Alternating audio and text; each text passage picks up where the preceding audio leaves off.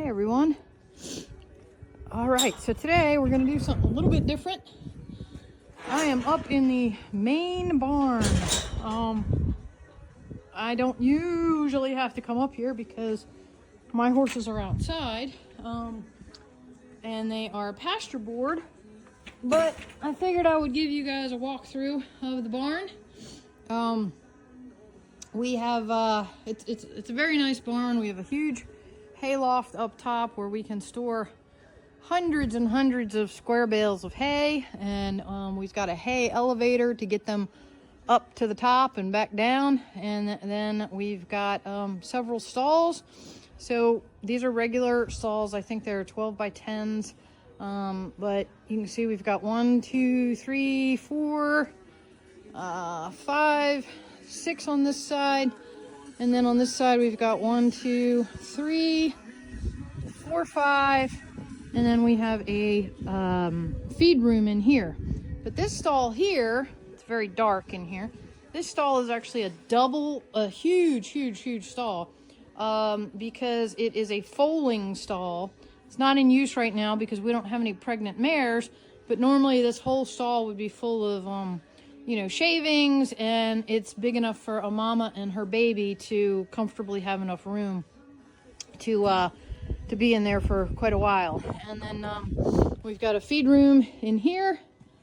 Let's see where the feed is stored and such. These old freezers work great for storage.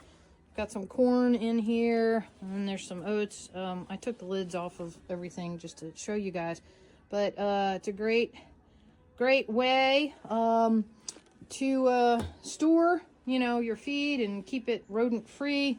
And then that stairwell goes up to the hayloft. So very helpful to have all that. In the back here we have a bit of a divider, and then this gate, opens up, and it leads back to kind of a dry lot area. And then there's a round pen back there for being able to work your horses if need be. And then as we come through this gate, very squeaky gate, hold on just a second. I have to hook this with one hand. So as you come back here, this opens up into a huge water tub that is actually connected to our gutter system. So when it rains and the rain comes off the roof, it goes down through that PVC pipe, comes back down around here, and then drops into this big water trough here. So as you can see, we've got some ice in the trough, but normally this one does not freeze because we get direct sun all day, but there are areas of it that are frozen. But the horses don't mind this too much because they kind of just smack it, and then they are still able to drink. If need be, we can drop a heater down in there. This area here opens up into this big chute that goes all the way down to that hay feeder down there, to where the other horses are kept. These aren't the main horses that are pasture board. These are the horses that are barn board. And you can see there's Izzy and Cash and Peaches. They're kind of moving around. And then you've got Berlin and Tacoma down there.